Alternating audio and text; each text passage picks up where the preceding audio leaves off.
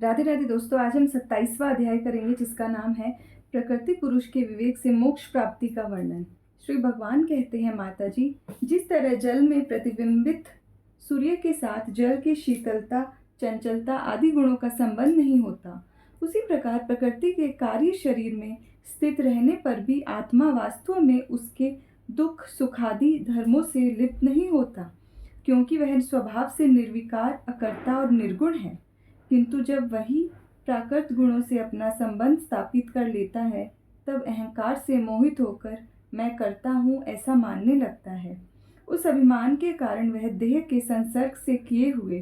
पुण्य पाप रूप कर्मों के दोष से अपनी स्वाधीनता और शांति खो बैठता है तथा उत्तम, मध्यम और नीच योनियों में उत्पन्न होकर संसार चक्र में घूमता रहता है। जिस प्रकार स्वप्न में भय शोक आदि का कोई कारण न होने पर भी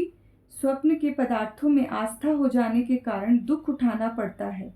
उसी प्रकार भय शोक अहम मम एवं जन्म मरणादि रूप संसार की कोई सत्ता न होने पर भी अविद्यावश विषयों का चिंतन करते रहने से जीव का संसार चक्र कभी निवृत्त नहीं होता। इसलिए बुद्धिमान मनुष्य को उचित है कि असन्मार्ग में फंसे हुए चित्त को तीव्र भक्ति योग और वैराग्य के द्वारा धीरे धीरे अपने वश में लावे।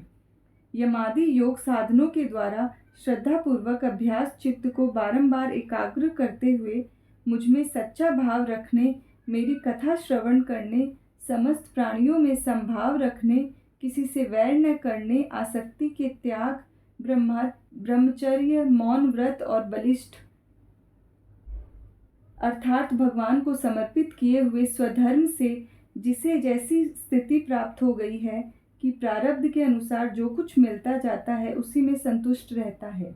परिमित भोजन करता है, सदा एकांत में रहता है, शांत स्वभाव है और सबका मित्र है, दयालु और धैर्यवान है, प्रकृति और पुरुष के वास्तविक स्वरूप के अनुरूप से प्राप्त हुए तत्व ज्ञान के कारण स्त्री पुत्रादि संबंधियों के सहित इस देह में मैं मेरेपन का मिथ्या अभिनिवेश नहीं करता, बुद्धि की जागृतादि अवस्थाओं से भी अलग हो गया है तथा परमात्मा के सिवा और कोई वस्तु नहीं देखता। वह आत्मदर्शी मुनि नेत्रों से सूर्य को देखने की भांति अपने शुद्ध अंतःकरण द्वारा परमात्मा का साक्षात्कार कर उस अद्वितीय ब्रह्म पद को प्राप्त हो जाता है, जो देहादि संपूर्ण उपाधियों से पृथक, अहंकारादि मिथ्या वस्तुओं से सत्य रूप से भासने वाला, जगत कारण भूता प्रकृति का अधिष्ठान, महदादि कार्य वर्ग का प्रकाशक और कार्य कारण रूप संपूर्ण पदार्थों में व्याप्त है।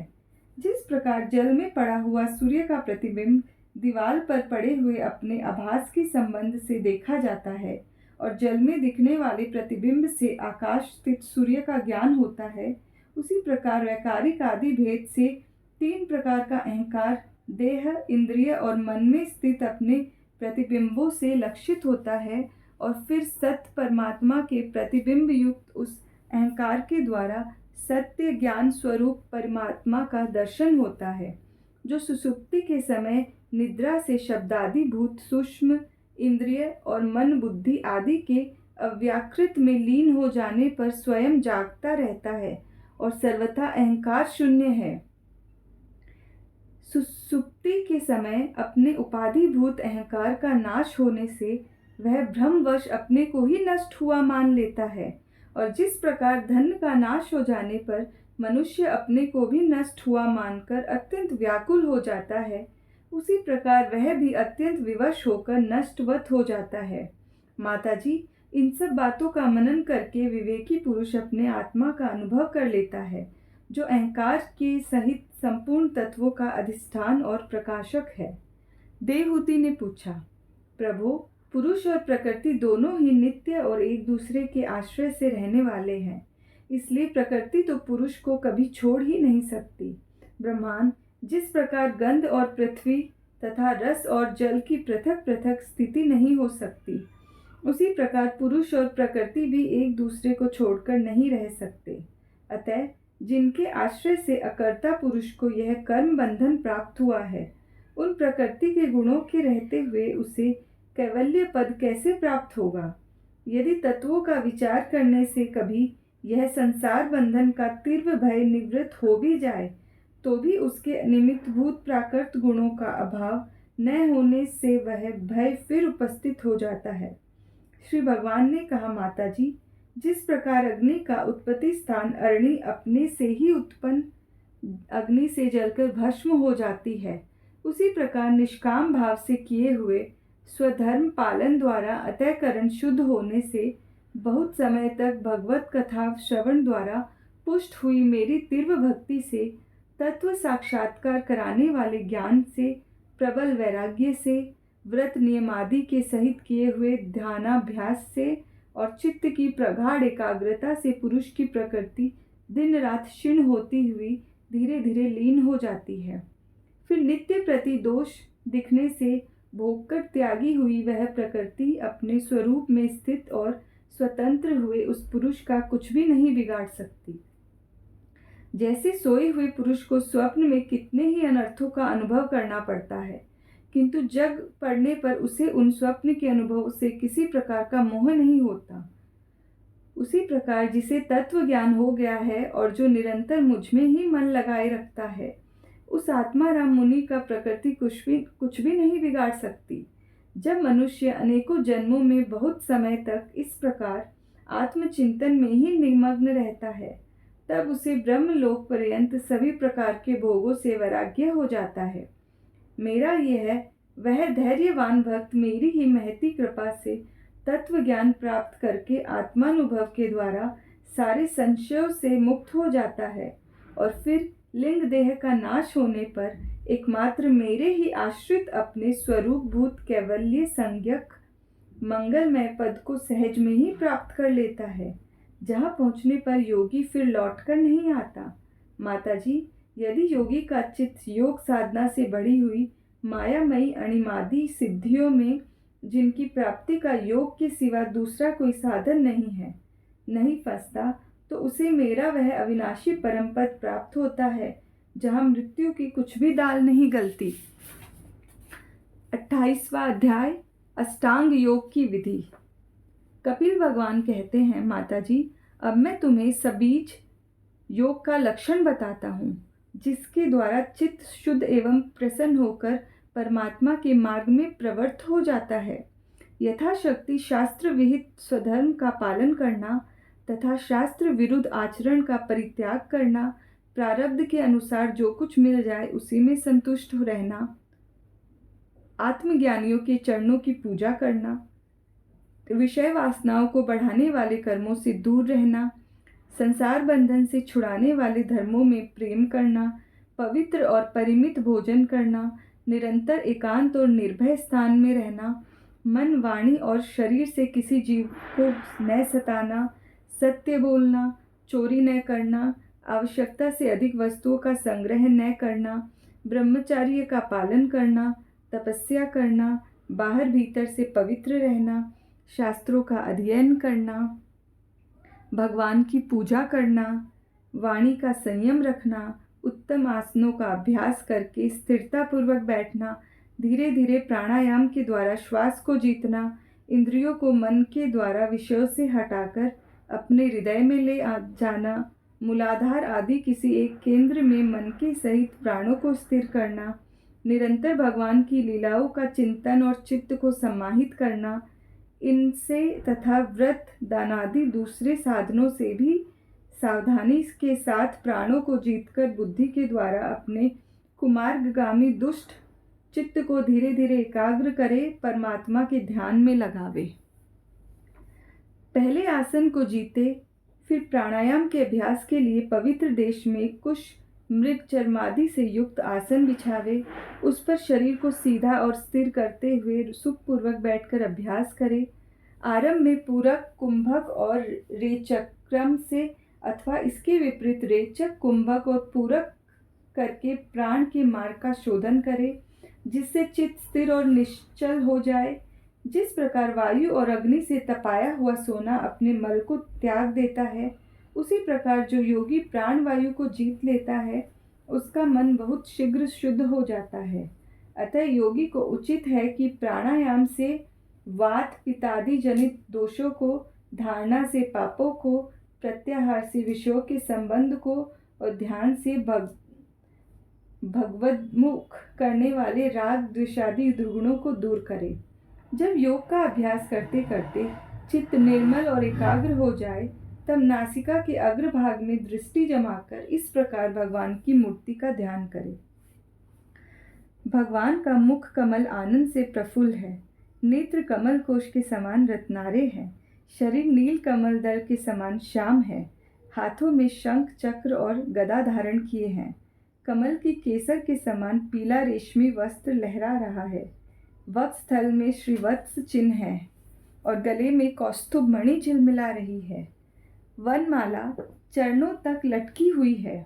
जिसके चारों ओर भंवरे सुगंध से मतवारे होकर मधुर गुंजार कर रहे हैं। अंग प्रत्यंग में महामूल्य हार, कंकण, किरीट, भुजबंद और नुपुर आदि आभूषण विराजमान है। कमर में करधनी की लड़ियां उसकी शोभा बढ़ा रही है। भक्तों के हृदय कमल ही उनके आसन है। उनका दर्शनीय श्याम सुंदर स्वरूप अत्यंत शांत एवं मन को और नयनों को आनंदित करने वाला है। उनकी अति सुंदर किशोर अवस्था है। वे भक्तों पर कृपा करने के लिए आतुर हो रहे हैं। बड़ी मनोहर झांकी है। भगवान सदा संपूर्ण लोकों से वंदित है। उनका पवित्र यश परम कीर्तनीय है और वे राजा बलि आदि परम यशस्वियों के भी यश को बढ़ाने वाले हैं। इस प्रकार श्री नारायण देव का संपूर्ण अंगों के सहित तब तक ध्यान करे जब तक चित्त वहां से हटे नहीं। भगवान की लीलाएं बड़ी दर्शनीय है। अतः अपनी रुचि के अनुसार खड़े हुए, चलते हुए, बैठे हुए, पौधे हुए अथवा अंतर्यामी रूप से स्थित हुए उनके स्वरूप का विशुद्ध भाव युक्त चित्त से चिंतन करें। इस प्रकार योगी जब यह अच्छी तरह देख ले कि भगवत विग्रह में चित्त की स्थिति हो गई, तब वह उनके समस्त अंगों में लगे हुए चित्त को विशेष रूप से एक एक अंग में लगावे। भगवान के चरण कमलों का ध्यान करना चाहिए। वे वज्र, अंकुश, ध्वजा और कमल के मंगलमय चिन्हों से युक्त है तथा अपने उभरे हुए लाल लाल शोभामय नख चंद्र मंडल की चंद्रिका से ध्यान करने वालों के हृदय के अज्ञान रूप घोर अंधकार को दूर कर देते हैं। इन्हीं की धोवन से नदियों में श्रेष्ठ गंगा जी प्रकट हुई थी, जिनके पवित्र जल को मस्तक पर धारण करने के कारण स्वयं मंगल रूप श्री महादेव जी और भी अधिक मंगलमय हो गए। ये अपना ध्यान करने वालों के पाप रूप पर्वतों पर छोड़े हुए इंद्र के व्रज के समान है। भगवान के इन चरण कमलों का चिरकाल तक चिंतन करें। भव भयहारी अजन्मा श्रीहरि की दोनों पिंडलियों एवं घुटनों का ध्यान करें, जिनको विश्व विधाता ब्रह्मा जी की माता सुरवंदिता कमल लोचना लक्ष्मी जी अपनी जांघों पर रखकर अपने कांतिमान कर किसलयों की कांति से लाड़ लड़ाती रहती है। भगवान की जांघों का ध्यान करें, जो अलसी के फूल के समान नील वर्ण और बल की निधि है तथा गरुड़ जी की पीठ पर शोभायमान है। भगवान के नितंब बिंब का ध्यान करें, जो एड़ी तक लटके हुए पीतांबर से ढका हुआ है और उस पीतांबर के ऊपर पहनी हुई सुवर्णमयी करधनी की लड़ियों को आलिंगन कर रहा है। संपूर्ण लोकों की आश्रय स्थान भगवान के उदर देश में स्थित नाभि सरोवर का ध्यान करें। इसी में से ब्रह्मा जी का आधारभूत सर्वलोकमय कमल प्रकट हुआ है। फिर प्रभु के श्रेष्ठ मरकतमणि सदृश दोनों स्तनों का ध्यान करें, जो वक्षस्थल पर पड़े हुए शुभ हारों की किरणों से गौरवर्ण जान पड़ते हैं। इसके पश्चात पुरुषोत्तम भगवान के वक्षस्थल का ध्यान करें, जो महालक्ष्मी का निवास स्थान और लोगों के मन एवं नेत्रों को आनंद देने वाला है। फिर संपूर्ण लोकों के वंदनीय भगवान के गले का चिंतन करें, जो मानो कौस्तुभ मणि को भी सुशोभित करने के लिए ही उसे धारण करता है। समस्त लोकपालों की आश्रयभूता भगवान की चारों भुजाओं का ध्यान करें, जिनमें धारण किए हुए कंकण आदि आभूषण समुद्र मंथन के समय मद्रांचल की रगड़ से और भी उजरे हो गए हैं। इसी प्रकार जिसके तेज को सहन नहीं किया जा सकता, उस सहस्त्र धारों वाले सुदर्शन चक्र का तथा उसके कर कमल के राजहंस के समान विराजमान शंख का चिंतन करें। फिर विपक्षी वीरों के रुधिर से सनी हुई प्रभु की प्यारी कौमोद की गदा का भौरों के शब्द से गुंजायमान वनमाला का और उनके कंठ में सुशोभित संपूर्ण जीवों के निर्मल तत्व रूप कौस्तुभ मणि का ध्यान करें। भक्तों पर कृपा करने के लिए ही यहाँ साकार रूप धारण करने वाले श्री हरि के मुख कमल का ध्यान करें, जो सुघड़ नासिका से सुशोभित है और झिलमिलाते हुए मकराकृत कुंडलों के हिलने से अतिशय प्रकाशमान स्वच्छ कपोलों के कारण बड़ा ही मनोहर जान पड़ता है। काली काली घुंघराली अलकावली से मंडित भगवान का मुखमंडल अपनी छवि के द्वारा भ्रमरों से सेवित कमल कोश का भी तिरस्कार कर रहा है और उसके कमल सदृश विशाल एवं चंचल नेत्र उस कमल कोश पर उछलते हुए मछलियों के जोड़ों की शोभा को मात कर रहे हैं। उन्नत भ्रूलताओं से सुशोभित भगवान के ऐसे मनोहर मुखारविंद की मन में धारणा करके आलस्य रहित हो उसी का ध्यान करें। हृदय गुहा में चिरकाल तक भक्ति भाव से भगवान के नेत्रों की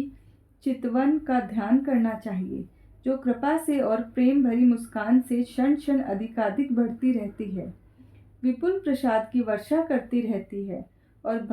भक्तजनों के अत्यंत घोर तीनों तापों को शांत करने के लिए ही प्रकट हुई है। श्री हरि का हास्य प्रणत जनों के तीव्र से तीव्र शोक के अश्रु सागर को सुखा देता है और अत्यंत उदार है। मुनियों के हित के लिए कामदेव को मोहित करने के लिए ही अपनी माया से श्रीहरि ने अपने भ्रूमंडल को बनाया है, उनका ध्यान करना चाहिए। अत्यंत प्रेमार्द्र भाव से अपने हृदय में विराजमान श्रीहरि के खिलखिलाकर हंसने का ध्यान करें, जो वस्तु ध्यान के ही योग्य है तथा जिसमें ऊपर और नीचे के दोनों होठों की अत्यधिक अरुण कांति के कारण उनके कुंदकली के समान शुभ्र छोटे छोटे दांतों पर लालिमा सी प्रतीत होने लगी है। इस प्रकार ध्यान में तन्मय होकर उनके सिवा किसी अन्य पदार्थ को देखने की इच्छा न करें। इस प्रकार के ध्यान से अभ्यास से साधक का श्रीहरि में प्रेम हो जाता है, उसका हृदय भक्ति से द्रवित हो जाता है, शरीर में आनंदातिरेकी के कारण रोमांच होने लगता है। उत्कंठा जनित प्रेमाश्रुओं की धारा में वह बारंबार अपने शरीर को नहलाता है, फिर मछली पकड़ने के कांटे के समान श्रीहरि को अपनी ओर आकर्षित करने के साधन रूप अपने चित्त को धीरे धीरे ध्येय वस्तु से हटा लेता है।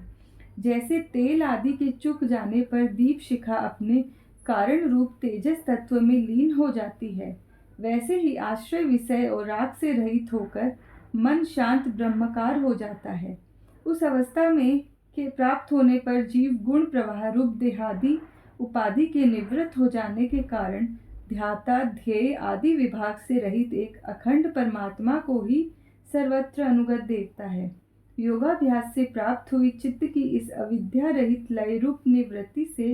अपनी सुख दुख रहित ब्रह्म रूप महिमा में स्थित होकर परमात्म तत्व का साक्षात्कार कर लेने पर वह योगी जिस सुख दुख के भोक्तत्व को पहले अज्ञानवश अपने स्वरूप में देखता था, उसे अब अविद्याकृत अहंकार में ही देखता है। जिस प्रकार मदिरा के मत से मतवाले पुरुष को अपनी कमर पर लपेटे हुए वस्त्र के रहने या गिरने की कुछ भी सुधि नहीं रहती, उसी प्रकार चर्मावस्था को प्राप्त हुए सिद्ध पुरुष को भी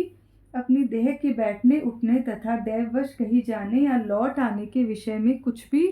ज्ञान नहीं रहता, क्योंकि वह अपने परमानंद रूप स्वरूप में स्थित है। उसका शरीर तो पूर्व जन्म के संस्कारों के अधीन है, अतः जब तक उसका आरंभक प्रारब्ध शेष है तब तक वह इंद्रियों के सहित जीवित रहता है। किंतु जिसे समाधि पर्यंत योग की स्थिति प्राप्त हो गई है और जिसने परमात्म तत्व को भी भलीभांति जान लिया है, वह सिद्ध पुरुष पुत्र कलत्रादि के सहित इस शरीर को स्वप्न में प्रतीत होने वाले शरीरों के समान फिर स्वीकार नहीं करता, फिर उसमें अहंता ममता नहीं करता। जिस प्रकार अत्यंत स्नेह के कारण पुत्र और धनादि में भी साधारण जीवों की आत्मबुद्धि रहती है, किंतु थोड़ा सा विचार करने से ही वे उनमें स्पष्टतया अलग दिखाई देते हैं, उसी प्रकार जिन्हें यह अपना आत्मा मान बैठा है, वह देहादि से भी उनका साक्षी पुरुष पृथक ही है।